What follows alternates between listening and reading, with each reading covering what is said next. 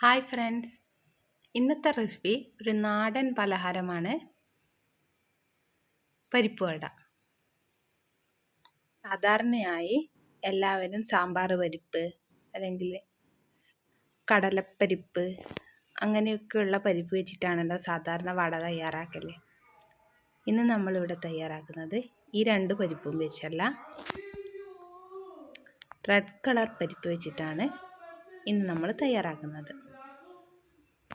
ഈ കാണുന്ന പരിപ്പ് വെച്ചിട്ടാണ് നമ്മളിന്ന് പരിപ്പുവട ഉണ്ടാക്കുന്നത്. ഒരു പ്രത്യേക ടേസ്റ്റാണ് ഈ പരിപ്പ് കൊണ്ട് ഉണ്ടാക്കിയാൽ. 1 കപ്പ് പരിപ്പ് നന്നായി കഴുകിയതിന് ശേഷം വെള്ളമൊഴിച്ച് ഒരു 3-4 മണിക്കൂർ കുതിർത്ത് വയ്ക്കുക.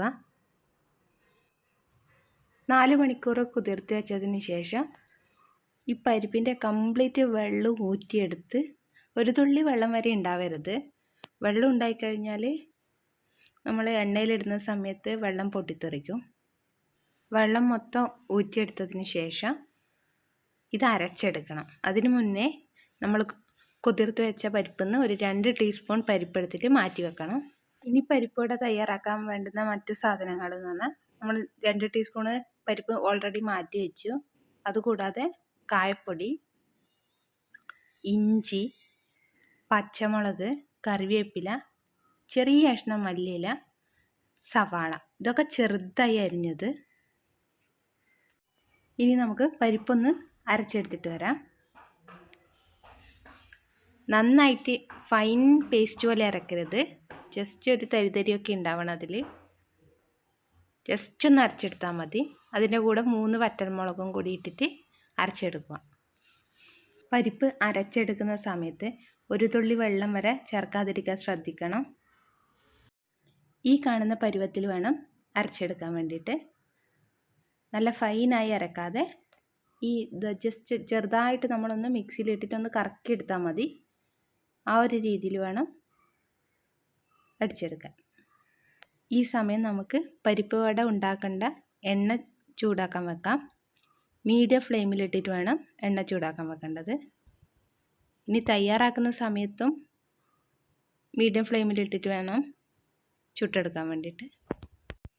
ഇനി പരിപ്പ് വടേൻ്റെ മിക്സ് നമുക്ക് തയ്യാറാക്കാം. അരച്ചു വെച്ച പരിപ്പിലേക്ക് നമ്മൾ നേരത്തെ കട്ട് ചെയ്ത് വെച്ച ഇഞ്ചി, പച്ചമുളക്, കറിവേപ്പില, സവാള, മല്ലിയില ഇതൊക്കെ ഇട്ടിട്ട്, പിന്നെ നേരത്തെ മാറ്റി വെച്ച 2 ടീസ്പൂൺ പരിപ്പും കായപ്പൊടി, ആവശ്യത്തിന് ഉപ്പ് എന്നിവയും ചേർത്തിട്ട് നന്നായിട്ട് മിക്സ് ചെയ്യുക. കൈകൊണ്ട് നന്നായിട്ട് മിക്സ് ചെയ്യുക. പിന്നെ പ്രധാനപ്പെട്ടത് എന്ന് പറഞ്ഞു കഴിഞ്ഞാൽ, നമ്മൾ ഈ കൂട്ട് തയ്യാറാക്കിയതിന് ശേഷം തയ്യാറാക്കിയ ആ സമയത്ത് തന്നെ നമ്മൾ ചുട്ടെടുക്കണം. അല്ലാതെ കുറച്ച് സമയം വെക്കാനൊന്നും പാടില്ല. വെച്ച് കഴിഞ്ഞാൽ ആ സവാളയിലുള്ള വെള്ളമൊക്കെ ഊറി വരും. അതുകൊണ്ട് മിക്സ് ചെയ്ത് ആ സമയത്ത് തന്നെ നമ്മൾ കൈകൊണ്ട് പരത്തിയിട്ട് എണ്ണയിലിട്ട് ചുട്ടെടുക്കണം. എണ്ണ ചൂടായി തുടങ്ങി. ഇനി നമുക്ക് അതിൽ നിന്ന് ഓരോ ഉരുളകളാക്കിയിട്ട് നമ്മുടെ കൈയുടെ ഉൾഭാഗത്ത് വെച്ചിട്ട് ഒന്ന് ജസ്റ്റ് പ്രസ് ചെയ്യുമ്പോൾ നമുക്ക് വടേൻ്റെ ഷേപ്പ് കിട്ടും. അത് ഡയറക്റ്റ് എണ്ണയിലേക്ക് ഇട്ട് കൊടുക്കുക.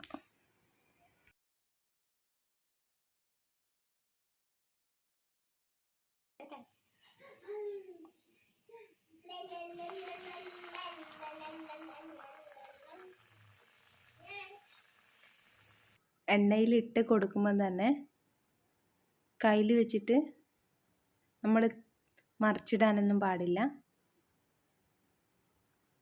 വടയൊന്ന് വെന്ത് വരുന്ന സമയത്ത് അത് മുകളിലേക്ക് പൊങ്ങി വരും. ആ സമയത്ത് നമ്മൾ തിരിച്ചിട്ട് കൊടുക്കുക.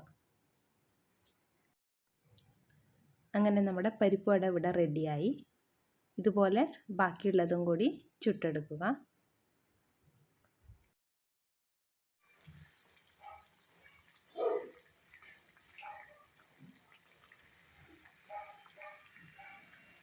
അങ്ങനെ എല്ലാ വടകളും ചുട്ടെടുത്ത് കഴിഞ്ഞു.